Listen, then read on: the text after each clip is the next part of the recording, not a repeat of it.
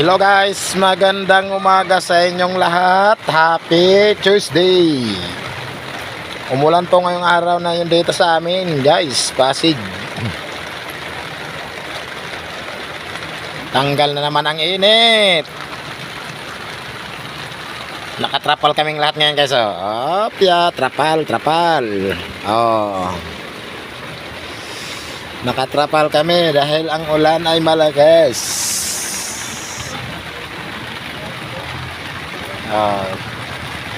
Dito lang ako. Ayun, presisa namin dumating oh.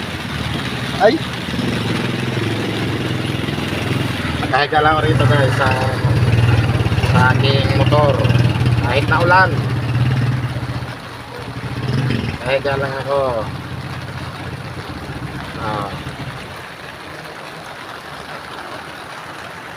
Pasensya na kayo kung malikot ang aking kamera. Maya konti, baha na naman dyan sa may baba. O yan o, baha na naman yan dyan. Wala na namang init dito ngayon. Kaninang umaga, grabing init. Lakas ng sikat ng araw. Ngayon, maulan na. Pag ganito kalakas na ulan, ay ganito lang kalalaking binabagsak na ulan.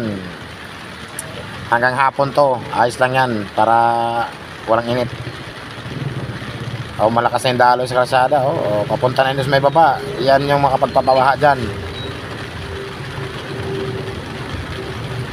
Nakapagbaha na naman sila dyan ngayon sa kalsada. Gagawin na naman sa mga kabataan na swimming pool yan dyan sa baba.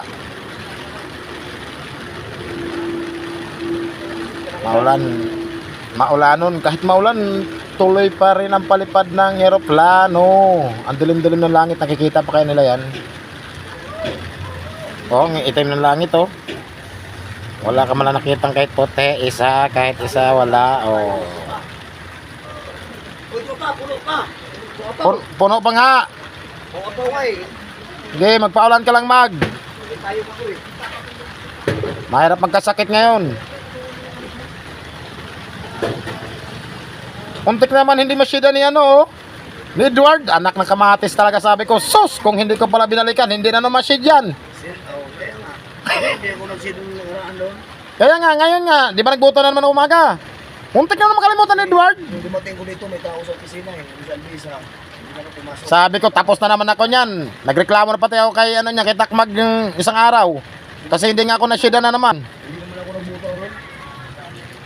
Tapos ngayon, muntik na naman. Tawa lang. Okay, asawa ni Sayo, sinabi mo, ba't ako, hindi mo ako papasok ko kanina. Buti na lang, binalikan ko na naman. Wala naman shit, tas na naman ako sana. Tuldok na naman. Binalikan ko, nanigurado ako kasi marami akong kasabayan kanina eh. Nasa 7 piraso kami.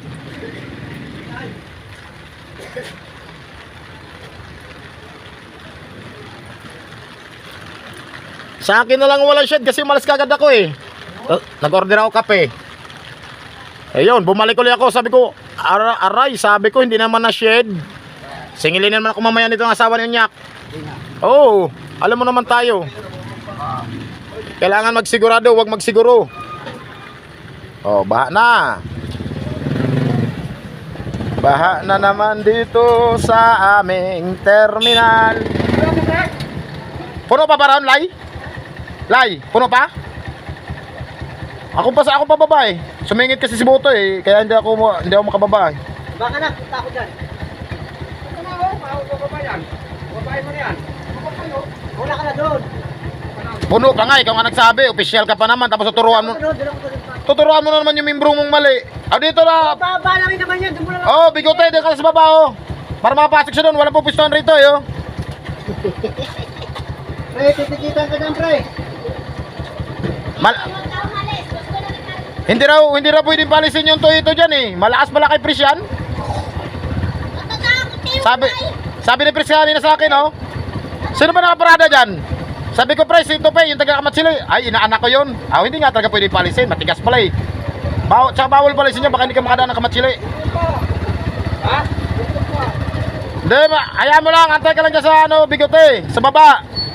Bababa na rin ako eh, kasi puno pa eh. Wala pang space.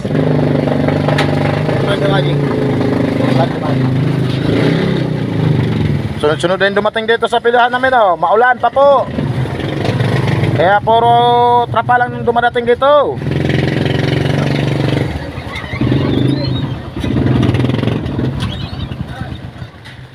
Napuno na tayo. Bigla kasing bumagsak yung ulan eh.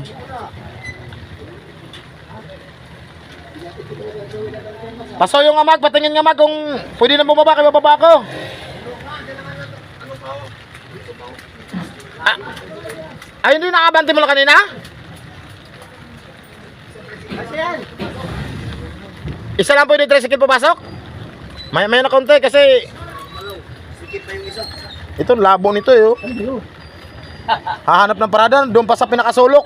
Mamaya hindi ka makalabas diyan. Maipit yung motor mo diyan. Siya. Malapit na ako bumaba. Sunod ako dito kay Kalbo. Oh. Wala, una pa nga ako doon kay Bigote eh. Kaya nga pinasilip ko siya, wala akong payong eh. Ba mabasa ako? Ha?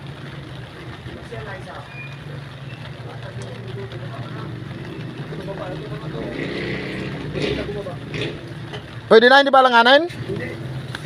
Baka alanganin eh, mahirapan yung magsalubong doon. Hindi nga, luwag na. Hanggang dito na ako guys sa aking video, kay bababa na ako. Maulan. Thank you very much sa lahat. God bless at ingat po kayo lagi sa inyong mga work.